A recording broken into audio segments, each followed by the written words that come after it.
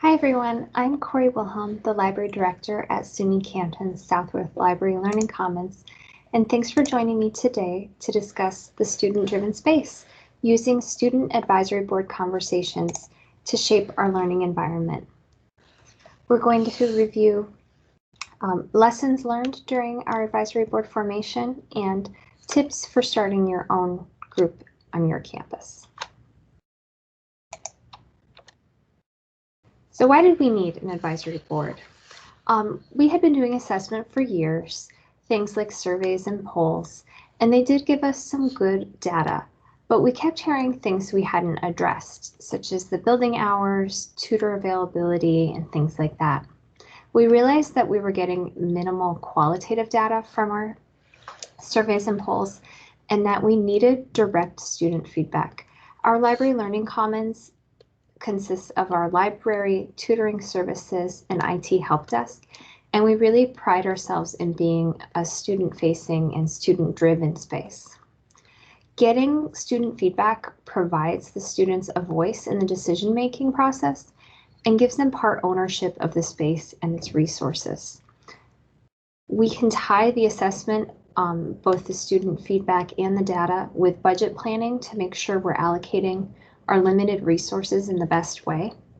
And when paired with the supporting data, the student feedback helps advocate for resources and gives credibility when requesting resources from administration. So originally, the three directors, library tutoring, and our information help desk formed the group and had student volunteers. We did later add the manager of our cafe, which is also located in our space.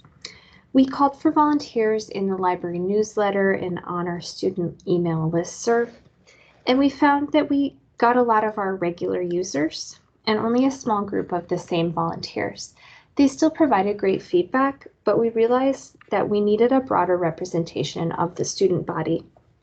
We identified student populations such as commuter or non-traditional students, international students, student athletes who have a lot of other time constraints, and other groups like that. And we reached out to colleagues who have regular contact with these student groups and asked them for nominations.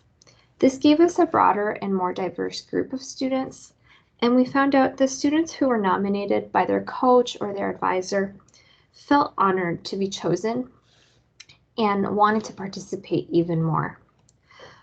In later years, we realized that we needed to include online students' voices, and so we started having online-only students participate in the group as well.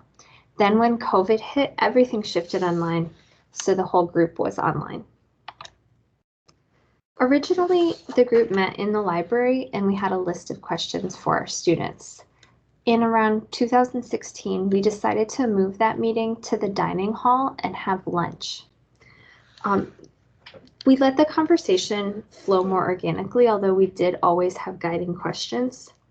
And we felt that providing lunch made the conversation more casual feeling, but it also offered an incentive for the students to show up and participate. We brought tech into the dining hall and live streamed our online students to be part of the conversation. And after COVID hit, we moved to Microsoft Teams. This allowed for students to participate wherever they were and allowed us to bring the conversation to the students. We also decided to start sending an agenda and questions ahead of time, and this allowed for asynchronous participation. So students who couldn't participate at the exact time of the meeting were still able to give their voice by responding to our questions. We did allow the conversation to still flow and be a conversation with students, but we felt that this was a way to include even more students in it. And because we were no longer allowed to have lunch with the students because we were meeting online, our campus has co-curricular badging as a way to record all of the things students do outside of the classroom. And we're able to include the advisory board participation as part of earning the co-curricular leadership badge. So some of the changes the students wanted were not possible. They wanted to build an entire new floor on top of the library. That wasn't going to happen. But we were able to reimagine our space. We took a lot of space that used to be taken up by stacks and transitioned it to a more multi-use space for the students. It did mean getting rid of quite a few books, but it also increased the traffic in our building. The students also wanted the building open late, and so by demand, we are open till 2 a.m. 5 nights a week. Then they asked if we could be open earlier so that they could do some printing or grab some coffee before their 8 a.m. classes. We were able to accommodate both without much staff changes. And one story we'd like to share is the microwave, the $45 microwave.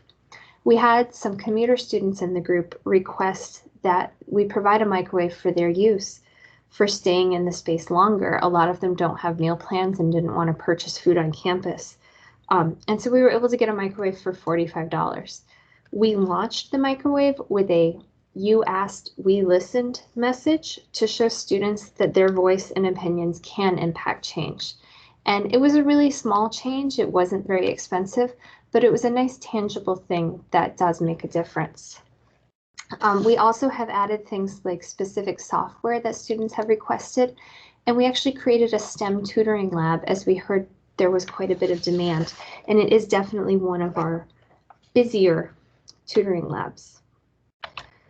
So to start your own group on your campus, I think it's key to identify your stakeholders, not just the students who are in the building using it, but the students who aren't using the building yet. Why aren't they there? What can you do to attract them to come into the building?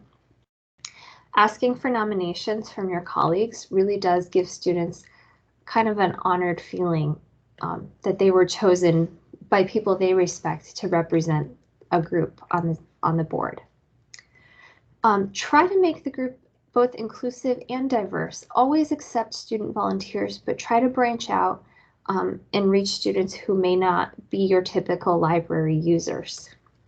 Bring questions or send them ahead of time, but do allow the conversation to flow organically.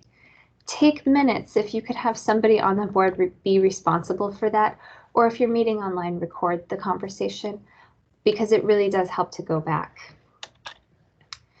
If you can offer food, it definitely gets the students to participate, but that's not always possible. So see if there's other incentives you can provide. Allow the students to shape that conversation. Some of the most valuable pieces of feedback we've received weren't from direct questions we asked, but just from the conversations happening with the students. We also let them know that we're going to share their feedback with other stakeholders on campus. They might be complaining or discussing something that doesn't really have anything to do with the library or tutoring, but we ensure them that we're going to share that with the departments who can address it so that they know their voice is being heard. And lastly, we bring their feedback back to them with actions. So if we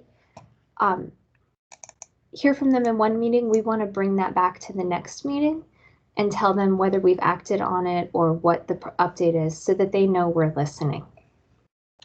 So if you have any more questions, feel free to reach out. Thank you.